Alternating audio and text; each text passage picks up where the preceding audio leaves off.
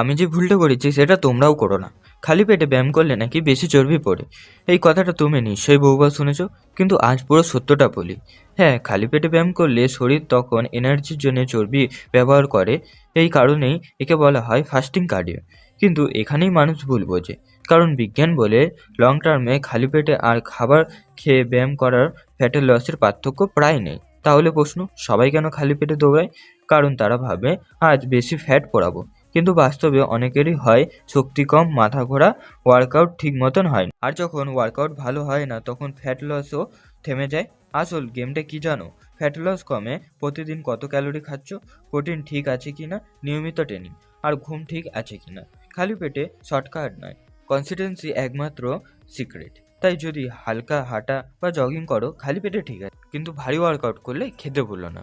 আর এরকম gym related তথ্য জানতে আমাকে সাবস্ক্রাইব করে নিও।